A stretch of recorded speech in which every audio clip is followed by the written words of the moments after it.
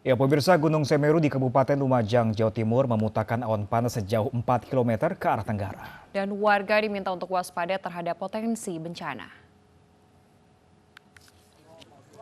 Awan panas dan guguran keluar dari kawah Jogring Kaloko Gunung Semeru. Muntahan awan panas keluar sejak Sabtu sore. Awan panas diperkirakan meluncur sejauh 4,5 km ke arah tenggara, sementara hujan abu vulkanik menyesuaikan arah angin ke sisi utara. Status Gunung Semeru kini masih berada di level 2 waspada dan warga yang tinggal di sekitar lereng gunung diminta untuk waspada terhadap potensi bencana, terlebih terhadap intensitas curah hujan yang tinggi serta dapat memicu banjir lahar dingin.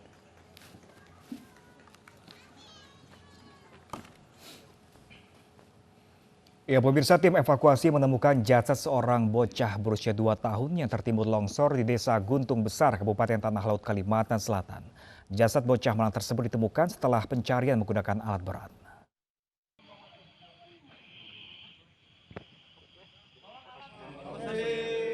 Jasad seorang bocah berusia 2 tahun ditemukan tim evakuasi di Desa Guntung Besar, Kabupaten Tanah Laut, Kalimantan Selatan. Bocah tersebut merupakan salah satu korban setelah longsor menerjang wilayah Guntung Besar pada Kamis lalu. Korban yang bernama Maulana ditemukan setelah tim mencari dengan alat berat. Sebelumnya tim evakuasi juga menemukan jasad ayah dan kakak Maulana bersama jasad 3 warga lainnya. Dengan demikian jumlah korban longsor menjadi 6 orang. Timbun tanah aja, nggak ada kayu-kayu? Nggak ada. Ketindih berdampingan dengan kayu aja. Jadi kan begitu di kaut sebelah itu sudah kelihatan tangan Pak. Jadi berapa jam tuh pencariannya? Ini yang terakhir ini tadi Pak sekitar 1 jam terakhir. 1 jam. Tadi sempat berhenti kah? Sempat berhenti hujan Pak. Hujan. Hujan deras yang mengguyur Kabupaten Tanah Laut tidak hanya membuat beberapa kecamatan tergenang, tapi juga mengakibatkan longsor di sejumlah desa, salah satunya Desa Guntung Besar. Dari Kabupaten Tanah Laut, Kalimantan Selatan, Zulkifli Anyus melaporkan. Pemirsa, banjir yang melanda kota Banjarmasin disebabkan meluapnya Sungai Martapura akibat tingginya intensitas hujan. Banjir tidak kunjung surut, masih terlihat genangan air di jalanan maupun pemukiman warga.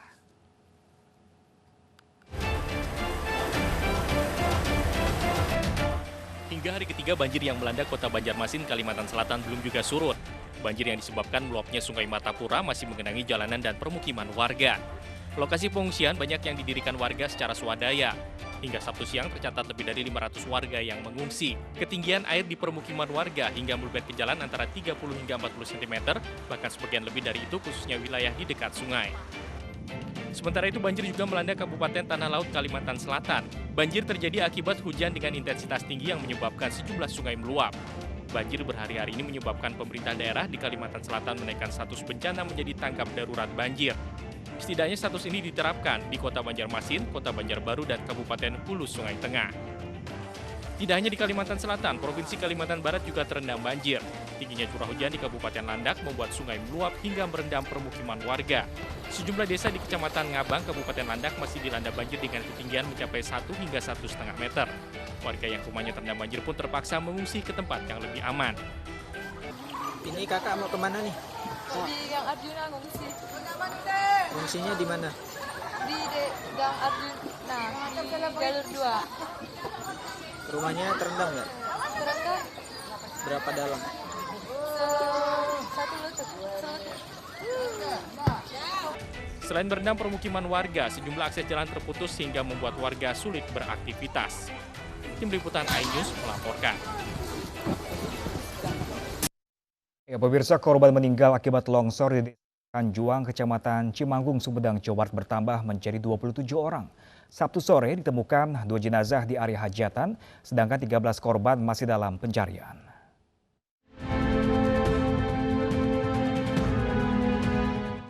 Cairan disinfektan disemprotkan di area ditemukannya 2 korban longsor di Desa Cihanjuang, Kecamatan Cimanggung, Sumedang, Jawa Barat, sebelum keduanya dievakuasi tim gabungan Basarnas TNI Polri PMI serta relawan sore tadi.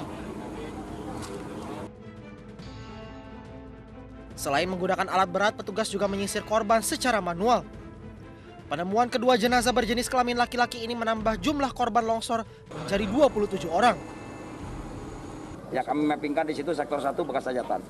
Dan ada kemungkinan mudah-mudahan yang lainnya juga ada di sekitar situ sehingga mempermudah proses pencarian. Karena malam ini kita akan langsung melakukan penyisiran juga di areal sektor 1 tersebut. Hingga kini masih 13 orang yang dinyatakan hilang. Pencarian akan terus dilakukan hingga batas waktu yang telah ditentukan. Seluruh korban yang belum ditemukan berada dalam satu area hajatan. Longsor terjadi Sabtu malam sepekan lalu dan kemudian terjadi longsor susulan akibat curah hujan tinggi. Dari Sumedang, Jawa Barat, Beben HVA, iNews melaporkan. Tim DVI Polri kembali menyerahkan jenazah korban Sriwijaya Air kepada pihak keluarga dan hingga kini total sebanyak 8 jenazah sudah diserahkan kepada pihak keluarga korban dari total 24 jenazah yang sudah teridentifikasi.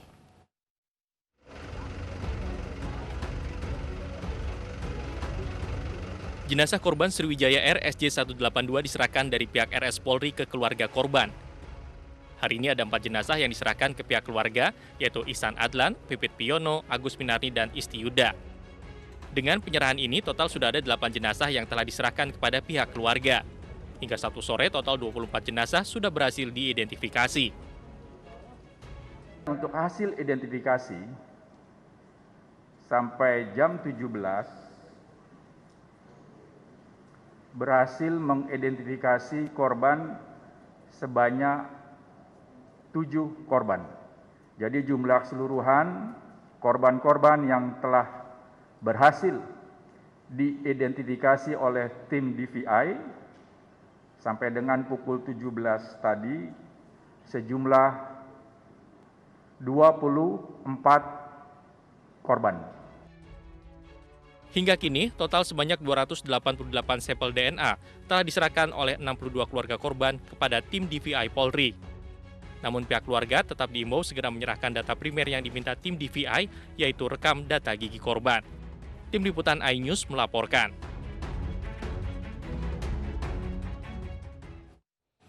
Sementara itu, pemirsa, dari proses evakuasi dan pencarian pesawat Sriwijaya Air SJ182 telah terkumpul 272 kantung body part serta puluhan bagian pesawat. Operasi pencarian diperpanjang hingga Senin mendatang.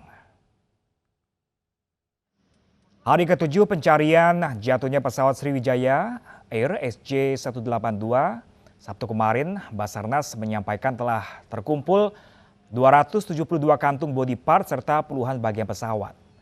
Pencarian tetap difokuskan pada evakuasi korban serta mencari memori dari cockpit voice recorder setelah ditemukannya casing dan baterai CVR Jumat kemarin. Proses pencarian diperpanjang hingga Senin mendatang.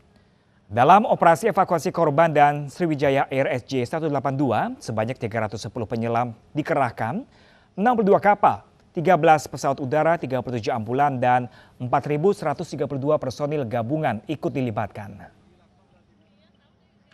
Objek yang akan kita lakukan pencarian tetap body part, ya, tetap kita utamakan karena ini menjadi harapan bagi keluarga korban. Yang kedua adalah serpihan juga tetap kita prioritaskan. Dan pemirsa, tim penyelam TNI Angkatan Laut berhasil menemukan casing dan baterai dari cockpit voice recorder Sriwijaya Air SJ182. Pencarian masih terus dilakukan untuk menemukan bagian memori yang terpisah dari casing CVR.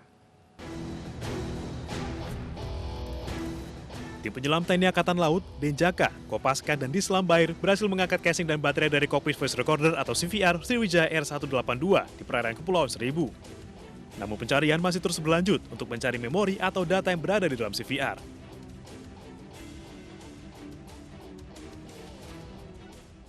Beaconnya kemarin juga sudah kita temukan. Tinggal kita cari memorinya. Ya, memorinya, datanya semua ada di situ. Kita sudah dari pagi jam 7 tadi pagi sudah mencari. Namun kesulitannya ada. Visibility di bawah air ini terbatas. Kita sudah menggunakan senter yang tembus lumpur.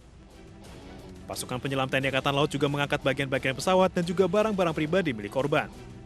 Proses evakuasi diperpanjang hingga hari Senin mendatang. Sebelumnya, kotak hitam pesawat Sriwijaya Air SJ182 yang berisi FDR ditemukan di sekitar Pulau Laki dan Pulau Lancang, Kepulauan Seribu oleh tim penyelam pada 12 Januari 2021. Kotak hitam ini langsung dikirim ke Gedung KNKT Gambir, Jakarta Pusat. Kepala Staf Angkatan Laut menyampaikan informasi kepada saya bahwa sesuai dengan perkiraan yang sudah ditentukan di wilayah yang sudah ditandai, telah ditemukan bagian dari flight data recorder jam 14.00. FDR merupakan bagian dari kotak hitam pesawat yang merekam data 25 jam terakhir perjalanan pesawat berupa ketinggian, kecepatan, hingga arah pesawat. Tim Liputan iNews melaporkan.